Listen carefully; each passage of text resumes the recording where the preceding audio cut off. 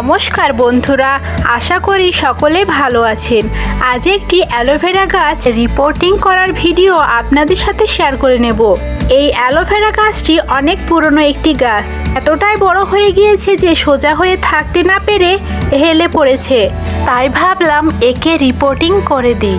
গত বছর এই গাছটাতে ফুল হয়েছিল, কিন্তু যেহেতু ফুলের কোনো ভিডিও করা হয়নি তাই আপনাদের দেখাতে পারলাম না। তবে আবার যখন ফুল হবে তখন ভিডিও বানিয়ে অবশ্যই শেয়ার করব।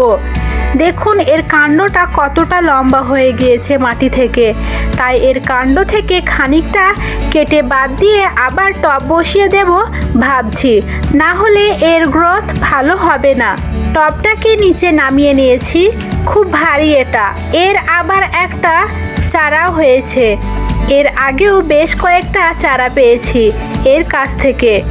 এই চারাটি কেউ নষ্ট করব না, এখান থেকে তুলে অন্য কোনো জায়গায় বসিয়ে দেব।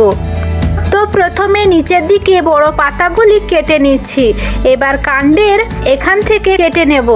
এবার চারাটিকে তুলে নিই, এবার মাটি থেকে বাকি অংশটা বের করে নেব। প্রচুর শিকড় রয়েছে। প্রথমে ভাবলাম মাটিটা উল্টাবো না, কিন্তু মনে হচ্ছে উল্টাতেই হবে। চলুন আর ভেবে কাজ নাই, উল্টেই দিই। ও বাবা, বেরোলো না তো। দাঁড়ান একটু খুঁড়ে নিই, তাহলে যদি বেরোয়। টবটা পুরো উপর করে হালকা করে ঠুকলে বেরিয়ে আসবে, কিন্তু এটা খুব ভারী আর টব ভেঙে যাবে বলে ভয়ও লাগছে। বেশ পুরনো টব তো, আর এখন আমার কাছে খালি টবও নেই, তাই এইভাবেই চেষ্টা করে দেখি। এই দেখুন এইবার সবটা বেরিয়ে এসেছে।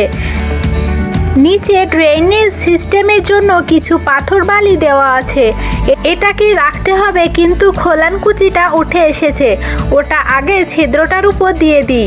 এই মাটিটার তলাতেও কিছুটা বালি লেগে আছে, ওটাও ছাড়িয়ে টবে দিয়ে দেব। এবার মাটিটা ভেঙে শিকড়গুলো মাটি থেকে আলাদা করে নেব। দেখুন কতটা শিকড় হয়েছিল গাছটায়। এই শিকড়গুলো আমি ফেলবো না, আমরা সবজি পচা সারের বস্তায় দিয়ে দেব।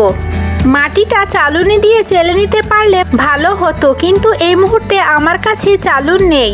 তো এইভাবেই যতটা পারছি মোটা শিকড়গুলো আলাদা করে নিলাম মাটি থেকে। এবার টবে মাটি নিয়ে নিচ্ছি। দাঁড়ান আগে দেখে নিই গাছটা কতটা ভিতরে যাবে, আর আগে শুকনো পাতাগুলি একটু ছাড়িয়ে নিই। হ্যাঁ ঠিকই আছে। এবার বাকি মাটিটা দিয়ে টবটা ভর্তি করে দেব। গাছটা খুব ভারী তো, তাই এক হাতে ধরে এক হাতে মাটি তুলছি। এবার মনে হচ্ছে গাছটি মাটিতে লক হয়েছে। বাকি মাটিটা এবার চটপট দুই হাত করে তুলতে পারবো। যা, আবার হেলে যাচ্ছে।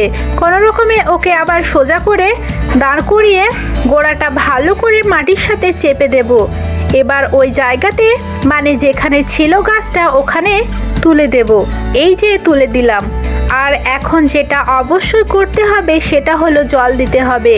যে কোনো গাছ রিপোর্টিং বা পটিং করার পর অবশ্যই জল দিতে হবে। এটা পরের দিন।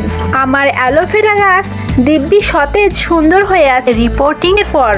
এখন কিছুদিন এর গ্রোথ বন্ধ থাকবে, কারণ আবার নতুন করে শিকড় বেরোবে, তারপর আবার গ্রোথ শুরু হবে। আর অ্যালোভেরা গাছে অনেক প্রতিকূল পরিবেশও মানিয়ে নিয়ে বেঁচে থাকতে পারে, সহজে মারা যায় না। তাই এর রিপোর্টিং করা খুব সহজ। আমি অ্যালোভেরা গাছে কোনো রকম রাসায়নিক সার ব্যবহার করি না, শুধু জল দিই, তাতেই এতটা গ্রোথ। এই গাছে খুব বেশি সার প্রয়োজন হয় না।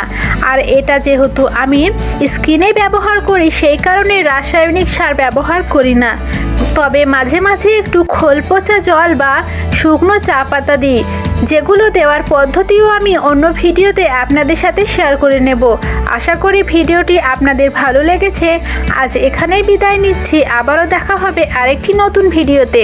ততক্ষণ সবাই ভালো থাকুন, সুস্থ থাকুন। ধন্যবাদ।